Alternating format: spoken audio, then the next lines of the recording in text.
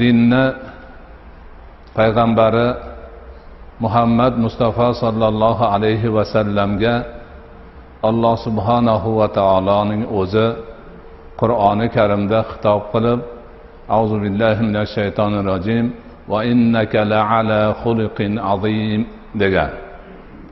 Ya'ni albatta sen buyuk xulqdasan. Islomning nabiyisi Muhammad alayhisolatu vassalom Qur'oni Karim tasdiqi bilan buyuk xulq egalari ekanligi ushbu oyatda e'lon qilinmoqda. Rasul akram alayhisolatu vassalom o'zlari hadisli shariflaridan birida aytadilarki, innama bu'ithtu li utammima makarimal axloqi. Albatta men karamli axloqlarni tugal qilish uchun yuborilganman.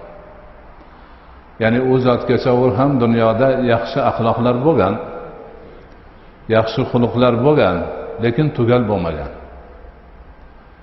Bizi payg'ambarimiz Muhammad Mustafa sallallohu alayhi va sallam insoniyatni go'zal xulqlarini to'la to'kis qilish uchun, batamom qilish uchun, insoniyatga husnul xulqdan yetadigan ne'matlarni tugal bo'lishi uchun yuborilgan zot ekanliklarini o'zlarining hadislarida ana shundoq bayon qiladilar.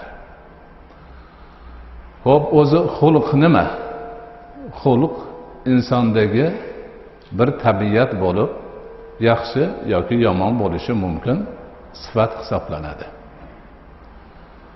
Qadimdan odamlar insonni axloqi onadan tug'ilganida birga qo'shilib tug'iladimi yoki tug'ilib olgandan keyin hayot davomida o'zi u xulqdan bu xulqdan o'rnak olib yaxshi xulqli yoki yomon xulqli bo'lib qoladimi degan savolni o'rtaga qo'yib turlicha bahs qilganlar. Ba'zi toifalar inson bolasi onadan tug'ilganda xulqi u bilan qo'shilib tug'iladi. Keyinchalik hech narsa qolmaydi. Onasidan qanday tug'ilgan bo'lsa, shunday davom etadi. Tug'ilganida unga yaxshi axloqlar qo'shilib tug'ilgan bo'lsa, yaxshi axloqli odam bo'ladi. Yomon xulq bilan tug'ilgan bo'lsa, yomon xulqli odam bo'ladi deyishgan. Boshqa bir toifalar bo'lsa, yo'q. Inson bolasi onasidan tug'ilganda musaffo ravishda tug'iladi. Keyinchalik hayoti davomida o'rganish, ta'lim olish, mashq qilish, ibrat olish kabi vositalar orqali go'zal xulqli bo'ladi yoki yomon xulqli bo'ladi deyishgan. Bizning dinimiz ta'limoti bo'yicha esa o'sha avvalgi ikki aytilgan gap ham to'g'ri emas. Bizning dinimiz ta'limoti bo'yicha inson ota-onadan tug'ilib bu dunyoning yuzini ko'rganda otasidan, onasidan ularni ba'zi xulqlari o'tadi irsiyat orqali. Ana shular bilan tug'iladi. Keyinchalik katta bo'lish davomida tarbiyani ta'siri ostida yaxshi tarbiyalansa, yaxshi xulqlari rivojlanib, mukammal bo'lib, yaxshi axloqli odam bo'ladi. Tarbiyasiz qolsa va axloqsiz tarbiya olgan bo'lsa, asta-sekin shu axloqsizlik taraflari kuchayib, axloqlik taraflari susayib, axloqsiz odamga aylanib qoladi deyiladi. Imom G'azoliy o'sha avvalgilar bilan tortishib aytadilarki, sizlar bir nazar solib qaranglar dunyoga. Odamlar otni o'rgatishadi. Otni o'sha o'zi xohlagan narsaga o'rgatishadi. Qana qilib odamni o'rgatish mumkin emas. Shuning uchun axloqqa alohida e'tibor berishimiz kerak deydilar. Ana ruhiy tarbiya mashoyixlari asosan shu dinni axloq tarafiga e'tibor beradigan zotlar hisoblanadi. Axloqni go'zalini targ'ibot qilib, yomon axloqlardan mo'min musulmonlarni qaytarish bilan shug'ullanishadi. Ana shuni oqibatida mo'min musulmonlar asta-sekin yaxshi xulqlarini ko'paytirib borib, yomon xulqlarini ozaytirib yo'qotib borib, husnul xulqli go'zal insonlarga aylanadilar. Mana shu haqiqatlar mo'min musulmonlarni doim yodida bo'lishi kerak. Yaxshi axloq tomon yurib, yomonlaridan chetlanish payidan bo'lmoqliklari kerak. Buning uchun Qur'onda, sunnatda, ya'ni Rasululloh alayhisolatu vassalomning hadislarida va shariatda shu husni xulqqa chorlovchi, yomon xulqlardan qaytarib odamlarni to'g'ri yo'lga soluvchi ko'pgina oyat, hadis, ta'limotlar kelgan. Shularni hammasini o'rganib chiqib, ulamolarimiz aytadiki, mo'min musulmon banda uchun yaxshi xulq hosil qilish uchun urinish, xulqini go'zallashtirish uchun urinish farzdir. Farz. Namoz, ro'za, zakot farz bo'lgani kabi yaxshi axloqli bo'lish, go'zal xulqli bo'lishga urinish, shu narsalarni o'rganish, yomonidan chetlanish hammasi har bir mo'min va mo'minaga farz amal hisoblanadi. Mana shuni qilmog'i kerak. Xo'p, go'zal xulq insonning ziynati hisoblanadi. Doimo shu go'zal xulqni orqasidan paydan bo'lib yurmoq musulmonning vazifasi ekanligi aytildi. Rasul akram alayhisolatu vassalom aytadilarki, odam bolasi go'zal xulqi bilan kechalari bedor bo'lgan, kunduzlari ro'za tutganlarning martabasiga erishishi mumkin. Mana hozir kunduzi ro'za tutyapmiz. Ajr savob olish, Allohning roziligini topish, Allohga qurbat hosil qilish ma'nosida. Kechirimga kelib tarovih namozida xatmi Qur'on qilyapmiz. Bundan ham maqsad nima? Allohning roziligini topish, savobni ko'proq ishlash, Allohga yaqinroq qurbat hosil qilgan bandalaridan bo'lish. Shu ro'za va namoz ibodatlari, insonni bedor bo'lib o'qilgan namozlari shunday Allohga yaqinlashtiradigan bo'lsa, inson o'sha go'zal xulqi bilan ham yaqinlashishi mumkin ekan.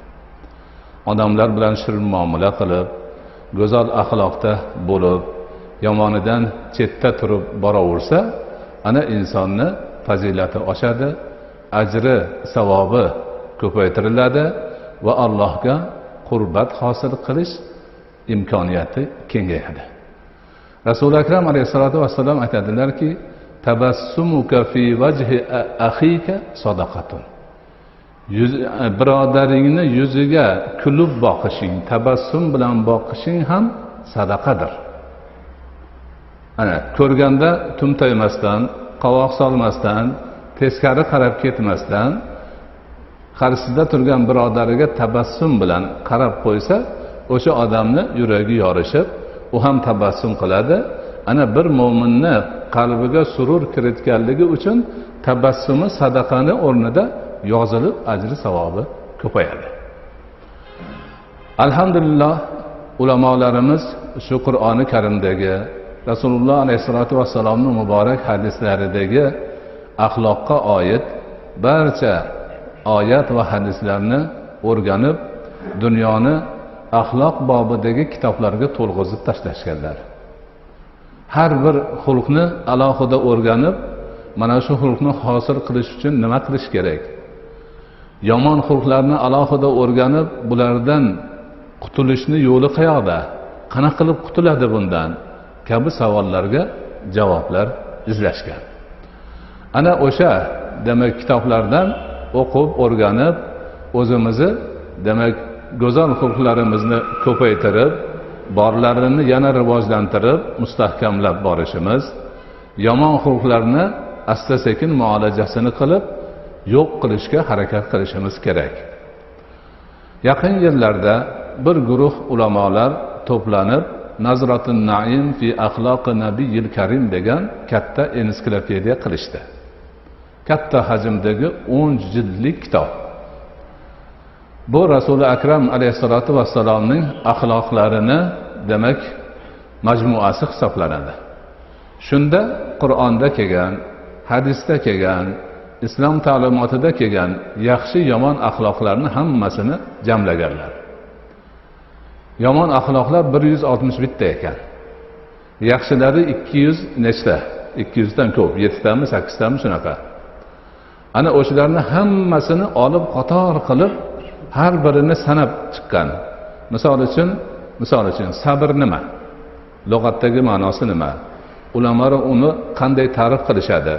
Sabr haqida nechta oyat kelsa hammasini yozishgan. Sabr haqidagi hadislarni yozishgan. Keyin sabrni qanday hosil qiladi, uni yozishgan. Undan keyin sabrni insonga beradigan foydalari qilib juda katta bir, demak, ensiklopediya bo'lgan. Katta bir axloqlarni ensiklopediyasiga aylangan. Mana shu narsalarni demak asta-sekin o'rganib boraversak yaxshi bo'ladi. Yomon axloqlarni ham shunaqa muolajasini qilishgan. Yolg'onchilik, kazzoblik, chaqimchilik yoki shunga o'xshagan mana olaylik g'iybat kabi yomon xulqlarni ham halidaqa ta'riflashib boshqa qilgan. Misol uchun g'iybatni lug'atdagi ma'nosi o'zi yo'q odamni gapirish. Ya'ni g'oyibdagi kishini gapirish g'iybat deyiladi. Shar'iy ta'rifi o'zi yo'q odamni orqasidan yomonlash g'iybat deyiladi deydi. G'iybatning ta'rifini Rasuli akram alayhisolatu vassalomni bir buyuk hadislardan to'liq kelganligini ko'ramiz. Odamlar Rasuli akram alayhisolatu vassalomning huzurlariga kelib so'rashdi. "Ya Allohning rasuli, g'iybat nima?" deyishdi. Shunda u zoti va barakot aytdilarki, g'iybat o'z birodaringni uni orqasidan yo'g'ida yomonlashing. U yomon ko'rgan narsa bilan eslashing dedilar. Haligi odam yana so'radi, "O'sha men zikr qilgan narsa birodarimda bo'lsa-chi?" Ana o'sha bir yomonlik o'sha birodarimda bo'lsa-chi dedi. O'sha birodaringda bor narsani yo'g'ida gapirishing g'iybat bo'ladi. Borini gapirishing g'iybat bo'ladi. Xudo ko'rsatmasin, agar yo'g'ini gapirsang, u tuhmat bo'ladi dedilar. Ana bir odamni o'zi yo'g'ida yomon sifati bor sifati, shu odam yomon, mana shunda yomoni bor deb gapirsa, bu g'iybat bo'lar ekan. O'sha odamda yo'q sifatni bor deb gapirsa, bu tuhmat bo'ladi, bu juda katta gunoh bo'ladi endi. Ana Rasul akram alayhi xuddi shunaqa qilib haligi ulamolarimiz o'rgatishgan, ta'riflashgan. G'iybat nima desa, hozir biz o'rganib qolganmiz. G'iybat emas sifati deb gapirilaveradi. Lekin o'sha g'iybat emas sifatini gapirish g'iybat ekan o'zi. G'iybat qilib yo'q narsani to'qsak, unda u odamga bo'xton to'qilgan bo'lamiz ekan, bu g'iybatdan ham katta gunoh bo'ladi. Ana endi o'sha g'iybatdan qanaqa qilib qutuladi desa, ulamolarimiz aytadiki, avvalo aqidasini mustahkamlaydi, Alloh ko'rib, bilib, hisob kitobini qilib turganini doim yodida tutadi. Shunda qachonki g'iybat qilgisi kelsa, Alloh ko'rib turibdi degan o'zidagi tushuncha ishga tushadida, uni qo'y g'iybat qilma deb to'sadi. G'iybat qilib qo'ygan bo'lsa-chi, g'iybat qilib qo'ygan bo'lsa, tavba qiladi. Tavba qilib, afsus nadomat chekadi, ikkinchi shu g'iybatni qilmaydi. Agar o'shini g'iybat qilingan odam eshitsa, deydi ulamolar, g'iybat qayerda g'iybat qilgan bo'lsa, o'sha yerda yana qaytib borib, o'sha majlisga kirib, "Men sizlarga falonchini g'iybatini qildim, aslida u odam yaxshi ekan" deb uni maqtab keladi. Tavbasini ichiga shu ham qo'shiladi. Ana bu odamni o'zidan uzr so'raydi. Bu odamga yetib bormagan bo'lsa, hamma yog'ini qiladida, Allohga istig'for aytib, gunohini kechirishini so'raydi, ikkinchi marta g'iybat qilmaydi. Mana shu tarzda oson yo'l bilan hammamiz o'zimizni yomon xislatlarimizni ro'yxatini qilib olsak-da, sekin-sekin mana shularni muolajasini qilaversak, Allohning kuni ko'p, bitta, ikkita, uchta yo'q bo'lib boraversa, o'zimizda yo'q xislatlarni sekin-sekin tushunib, shuni o'zimizga joriy qilib, o'zimizda o'sha sifatlanib bizni ajralmas bir vasfimizga aylanib qolishiga urinaversak, juda katta ish bo'ladi. Ko'p yomonliklardan qutulib, juda katta yaxshiliklarga erishamiz. Husnul xulqli bo'lsak, haligindek namoz o'qib ro'za tutganlar erishadigan darajalarga, qurbatlarga, boshqa holatlarga erishishimiz mumkin bo'ladi. Mana shu narsalarni o'zimiz tushunimiz, oila a'zolarimizga tushuntirib, bolalarimizni tarbiyasida ham mana shularga e'tibor berib boraversak, inshaalloh go'zal axloqlarimiz ko'payib boradi, yomon axloqlardan qutulib boramiz. Hammamiz bir-birimiz bilan do'st, yor, birodar, haligi ko'ngil xiraliklardan chetda bo'lib yashab borishimizga Alloh taoloning o'zi yordam beradi.